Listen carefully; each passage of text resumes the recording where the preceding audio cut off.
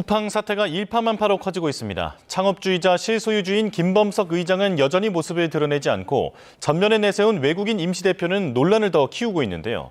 박주근 리더스 인덱스 대표와 관련 내용 짚어보겠습니다. 어서 오십시오. 네, 안녕하세요. 네. 자, 로저스 쿠팡 임시대표가 참석한 어제 청문회, 지난 17일 청문회보다 분위기가 더 안 좋았는데 네. 이제는 태도 논란까지 번지고 있는 것 같습니다. 네. 어제 청문회 어떻게 보셨습니까? 국민한 사람으로 굉장히 화가 났고요. 왜 이런 작지는 않지만 개인정보 유출이라는 이 사건을 이렇게 굉장히 크게 만들었을까? 예. 국가적 사태만큼 크게 만들었을까가 굉장히 의문스러웠습니다. 그리고 쿠팡의 경영진도 좀 이상하긴 했는데 기본적으로 대한민국을 너무 우습게 보고 있는 거죠. 네. 아니 근데 지금 말씀해 주신 그 내용을 보면 그러니까 대표님도 잘 이해가 안 되는 대응이다라는 말씀이시잖아요. 그렇죠. 어떤 배경이 있다고 보십니까?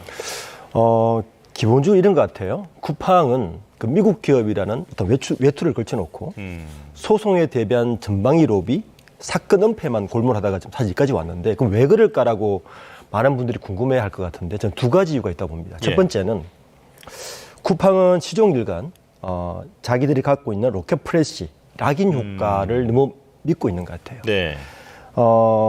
여론이 아무리 악화돼도 우리 없으면 어떡할 거야 라는 걸 기본으로 깔고 나서 그리고 지금까지의 대응한 행태를 보면 포커싱은 딱 하나밖에 없습니다. 한국 시장에서 소비자에게 벌어진 데 관해서 미국 시장과 투자자에게만 바라보고 있다는 겁니다. 지금까지 모든 행태가 잘 생각해 보면 한국 소비자나 한국을 생각하고 있는 것이 아니라 예. 미국 투자자를 염두에 둔 모든 행위를 하고 있다. 지금 보시면 한국 정부와 갈등을 불사하면서까지 조사 결과를 발표하고 또 이를 토대로 보상까지 발표하지 않습니까? 네. 이게 뭐냐면 미국 현지에서 나오는 집단 소송을 대비하는 거거든요. 이때 유리하게 작용할 수 있기 때문에 그러니까 현재 쿠팡의 이상하리만큼 사건을 확대시키고 있는 거는 한국은 완전히 배제한 채 미국에 상장되어 있으니까 미국 투자자에게만 포커싱된 형태로 대응하고 있다. 이렇게 봐야 될 것 같습니다. 예. 그렇다면 쿠팡의 어떤 법적인 그런 계산대로 그렇죠. 정말로 만약에 국회나 정부가 어떠한 압박을 가하더라도 쿠팡이 어떤 괴멸적 타격을 입을 가능성은 낮다라고 보십니까? 쿠팡은 그렇게 믿고 있는 것 같습니다. 그러니까 예. 지금도 우리가 김범석 의장이 출석 왜 하느냐라고 사람들이 굉장히 의구심을 가지지 않습니다. 이 정도 네. 사건이 사건이 터졌는데 김범석 의장의 생각은 딱 그런 것 같습니다. 현재 로저스 대표라든지 한국의 많은 분들이 사실은 로펌 출신들 대표들만 다 앉혀놨거든요. 그러니까 법적인 보호 장치만 마련하고 대응을 하면서 미국 투자자만 움직이지 않으면 한국에 나갈 이유가 없다라고 보고 있는 것 같죠. 방법은 하나밖에 없죠. 예. 쿠팡의 치명적인 매출을 맞추든지 쿠팡의 어떤 회원 수가 30% 이상 줄어들든지 이 정도가 돼야만이 아마 한국 오지 않을까라 생각됩니다. 아, 예. 자, 그렇다면 쿠팡은 그 내부 구조가 어떻게 되어 있는지도 궁금한데요. 네. 김범석 의장이 절대 권력을 휘두르고 있는 것 같은데 네. 다른 기업들에서도 찾기 어려운 수준의 지배력인 것 같습니다. 내부 구조가 어떻습니까? 그렇습니다. 한국 쿠팡은 상장사가 아니에요. 그러니까 쿠팡 INC가 미국에 상장되어 있습니다. 예. 쿠팡 INC가 한국 쿠팡 주식회사를 100% 지배하고 있는데 그러면 쿠팡 INC 지분을 누가 가지고 있느냐? 김범석 의장의 실제 지분은 8.8%입니다. 그런데 미국에는 황금주가 있죠. 아, 의결권이 29배가 작동을 합니다. 그래서 74.3%의 지배를 가지고 있기 때문에 사실은 절대적 지배를 가지고 있죠. 그러니까 그 쿠팡 주식회사 밑에 우리가 알고 있는 뭐 쿠팡페이, 쿠팡 CPLB, 쿠팡 CLS 이런 것 같은 15개 계열사를 두고 있어서 실질적으로 김범석 의장이 쿠팡의 74%니까요. 아주 절대적인 지배를 가지고 있죠. 아, 그렇군요. 자, 그런데 보면 트럼프 측근도 최근에 메시지를 낸 만큼 뭔가 이제 한국과 미국의 갈등으로까지 끌고 가려고 하는 그런 전략이 보이는데 상당히 로비를 많이 했다라고 알려져 있습니다. 어떻습니까? 김범석 의장이 2010년도에 쿠팡을 창업하고 나서 지금까지 사실은 주변에 대관과 로비로 사실은 기업을 이제 성장시켰다고 해도 과언이 아닙니다.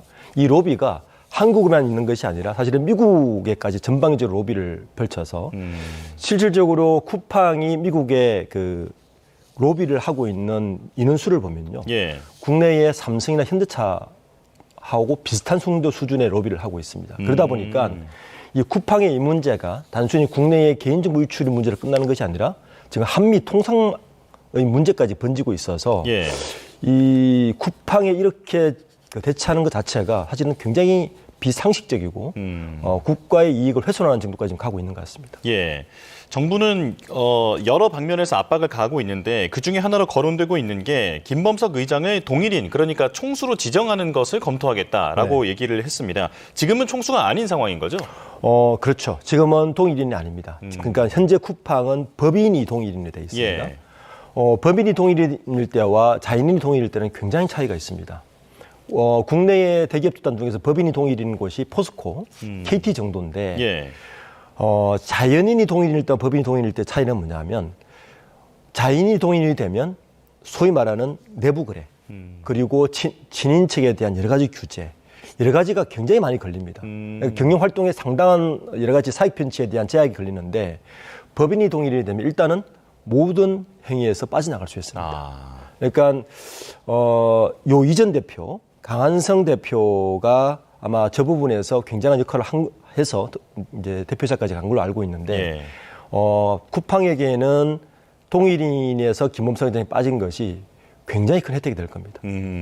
그렇다면 그 부분을 다시 검토하겠다라고 하는 것은 쿠팡 측에는 상당한 부담이 될 수 있겠군요. 부담이 됐죠. 그 중요한 실마리가 예. 김범석 의장의 동생이 한국에 임원으로 만약에 재직하고 있다면 예. 동일인 재직이 가능합니다. 지금 그 부분 때문에 굉장히 또 법리적으로 아마 다툴 것 같습니다.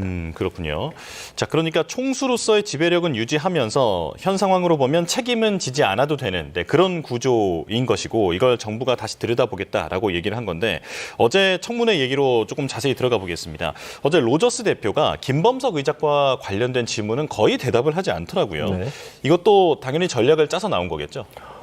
굉장한 전략을 짜고 나온 거죠. 이 로저스 대표가 어떤 분이냐면 한국에는 김현장이라는 로펌이 있지 않습니까? 예. 미국의 김현장 같은 로펌이 시들리라는 로펌이 있습니다. 이 로저스 대표는 하버드 로스쿨을 나왔을 뿐 아니라 이 시들리라는 대형 로펌에서 10년 근무하고 나서 2020년에 이제 조인했는데 예. 잘 보시면 이전에 그 박 대표가 이 사건이 터지고 나서 12월 10일 날 갑자기 사임을 합니다. 그때만 해도 사과의 의미로 사임을 하는가 싶었는데 그게 아니라 바로 저분 헤럴드 로저스를 기용하기 위해서 사임을 한 것이 아니냐고 좀 전략적인 보입니다. 예. 왜냐하면 기본적으로 로저스는 미국 대형 로펌 출신으로 사법적으로 어떻게 방어막을 칠 거를 대비해두고 온 것이고 또 두 번째는 우리가 어제 봤듯이 국회에 나와서 줄곧 영어로만 쓰지 않습니까? 그리고 자기 하고 싶은 말만 한다는 거죠. 예. 미국이라는 또 방패막이 가지고 있고 이러다 보니까 김범석 의자 입장에서는 훨씬 더 전략적으로 쉬운 카드가 된 거죠.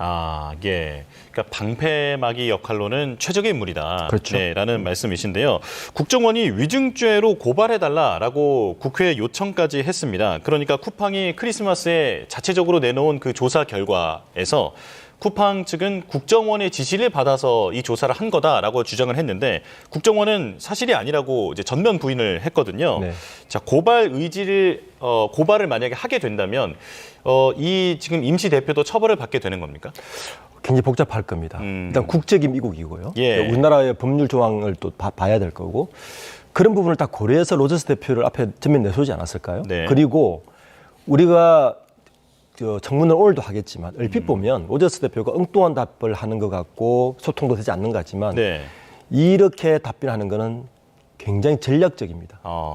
그러니까 저분이 충분히 로펌에서 10년 이상 근무한 분이기 때문에 법적인 모든 지식을 갖고 있을 것이고 자기의 대답이 어떻게 법적으로 작용될 것이며 어떤 처벌을 받을 것인가까지 다 계산하고 사실은 불통되는 것처럼 소통을 하면서 좀 전문을 하고 있단 말이에요. 예. 국정원에서 고발을 하더라도 굉장히 법을 빠져나갈 수 있는 많은 구멍을 가지고 아마 지금 대응하고 있는 걸로 알고 있습니다. 국제적인 법 전문가이기 그렇죠. 때문에 예, 대응이 만만치 않을 것이다라는 말씀이신데요. 자, 그런데 쿠팡이 지금 받고 있는 여러 가지 의혹들을 보면 개인정보 유출 사태가 당연히 하나 있고요. 네. 그리고 자체 조사에서도 석연치 않은 구석이 있었고 또 과로사 은폐 의혹 여기에다 특검도 받고 있는 상황입니다. 네. 자, 여러 가지 문제가 상당히 많은데 쿠팡이 이 부분을 지금 같은 태도로 계속 이겨나갈 수 있다라고 보십니까? 쿠팡이 지금 같은 태도를 계속 유지를 한다면 굉장히 시장 지배력을 잃어버리겠죠. 네. 우리가 보상안을 지금 이틀 전에 발표를 하고 나서 오히려 더 지금 불을 붙인 격이 된 것 같은데 네. 쿠팡의 지금 같은 태도는 제가 초대에 말씀드린 것 같이 한국의 소비자나 한국 정부를 완전히 무시하고 오직 그들의 관심은 미국의 투자자와 미국 시장밖에 관심이 없다고 봐야 되는 겁니다. 그러니까 지금 같은 태도를 계속 유지한다면 결국에는 쿠팡은 상당한 시장 지배력을 잃고 회원수 잃었을 때 김범석 의장이 결국에는 한국에서 사과를 해야만이 사태 수습을 할 때까지 아마 이 사태가 악화되지 않을까 생각됩니다. 예. 지금 저희가 그래픽에서도 지금 이 보상안에 대해서 보여드리고 있는데 총 규모는 쿠팡의 설명대로 1조 7천억 원 규모가 맞습니다. 네. 그런데 지금 보시는 것처럼 쿠팡에서 이용할 수 있는 건 5천 원, 그리고 쿠팡 이츠는 5천 원. 그나마 이 두 가지는 많은 소비자들이 자주 사용하기 때문에 네. 실효성이 있을 수 있을 것 같은데 저 쿠팡 트래블 여행 갈 때 쓸 수 있는 건데 2만 원이고요. 그리고 알럭스는 명품을 구매할 때 쓰는 건데 저것도 2만 원입니다. 네. 사실상 쿠폰과 같다, 마케팅용이다라는 비판이 나오는데 어떻게 보십니까? 이틀 전에 발표한 보상안은 보상이 아니라 판촉용 비용으로 봐야 되는 거죠. 네. 예. 우리가 이제 저도 럭스를 처음 알았는데 럭스라든지 트래블 같은 경우는 아마 최하 구매 비용이 몇십만 원에서 몇백이 될 겁니다. 네. 지금 럭셔리 우리가 온라인 매장을 가면 지금도 5만 원, 10%, 5%짜리 상품 판촉 비용 그렇죠. 엄청나게 많습니다. 예, 예. 그보다 못한 수준이에요. 저걸 가지고 로저스 대표가 어제도 계속 1조 5천억이라는 비용만 이야기하면서 보상 이야기하는데 정말 한국 소비자를 우롱하는 처사죠. 그 정도면. 예. 그런데 법조계에서는 이 해당 쿠폰을 사용하지 말라라고 네. 하는 조언도 있더라고요. 왜 네. 그렇습니까? 이 쿠폰을 사용했을 때는 지금 많은 소송이 벌어지고 있지 않습니까? 예. 소송을 벌어질 때 이 쿠폰을 사용하면 부재소 합의 조항이라는 게 있습니다. 이게 뭐냐 하면 저걸 쿠폰을 사용했을 때 일단 모든 배상이 완료된 것으로 간주를 해버리는 거죠. 아, 예. 그러니까 향후에 모든 민형사상의 이의를 제기하지 않는다는 것까지 사실은 함의를 내포하고 있습니다. 그러니까 일부 이제 지금 소송을 벌이고 한 11곳에서 지금 벌이고 있는데 일부 손해배상 청구를 하고 있는 법무법인에서 가능하면 사용하지 마라. 쿠팡이 이 부재소 합의 조항을 내걸어서 나중에 법적 싸움할 때 불리해 줄 수 있다라고 지금 말하고 있습니다. 그렇군요. 그리고 또 법조계에서는 이 쿠폰을 사용하지 않겠다 마음 먹고 있어도 자동 적용되는 네, 그런 경우가 있을 수 있기 때문에 그렇죠. 네, 이 부분도 유의가 필요하다라고 지금 조언을 하고 있고요. 자, 그런데 지금 이런 문제가 계속 불거질 때마다 많은 국민들이 궁금해하는 게 그 미국 같은 징벌적 손해배상은 우리나라에는 없는 제도인가 이 부분을 궁금해하거든요. 현실이 어떻습니까? 집단 소송이 사실 없는 거죠. 한국에서는 지금 법률적으로 집단 소송은 증권사밖에 안 됩니다. 그러니까 이게 뭐냐 하면 네. 우리가 3,300만 명이 피해를 받잖아요. 그중에 한 사람만 소송을 이겨도 자동적으로 3,300만 명이 모두 배상을 해주는 게 집단 소송이거든요. 예. 근데 이 소송이 현재 미국은 가능한데 한국은 증권사밖에 안 됩니다. 아, 네. 그러니까 이거를 좀 법률적으로 확대를 해야 되지 않느냐라고 지금 이야기를 하고 있고 이렇게 생각해 봅니다. 만약에 쿠팡이 미국에서 장사를 하고 있고 예. 90% 미국 매출을 일으키고 김범석 의장 한국에 있고 미국에서 이런 사태가 일어났다. 김범석 의장은 바로 쫓아갔을 겁니다. 그렇겠죠. 네. 예. 지금 반대의 상황이 됐고 집단 소송이 없으니까 지금 미국에서 저렇게 한 달 이상씩 얼굴을 비추고 있지 않는 것 같습니다. 예. 근데 국회는 모든 법적 조치를 예고한 상황인데 지금 말씀해주신 그런 손해배상 제도라든지 징벌적 손해배상 같은 부분을 만약에 개정을 하더라도 소급 적용이 될 수 있습니까? 어렵습니다. 그러니까 지금 아까 공정거래위원회의 여러 가지 이야기도 나오고 예. 그렇게 여러 가지 이야기를 나오는데 사실은 법률적으로 보면 아마 소급 적용이 쉽지가 않을 겁니다. 그러니까 그렇더라도 저는 국회에서 이런 법안들을 좀 진행시켜서 향후 이런 문제가 발생했을 때 기업들이 징벌적 손해배상 같은 걸 두려워해서 보안에 더 많은 신경 쓸 수 있도록 하는 게 바람직하다고 생각됩니다. 예. 자, 날이 갈수록 기업의 사회적 책임에 대해서 비판이 많이 나오고 있는 상황인데요. 계속해서 짚어보도록 하겠습니다. 자, 지금까지 박주근 리더스 인덱스 대표와 함께했습니다. 고맙습니다. 네, 감사합니다.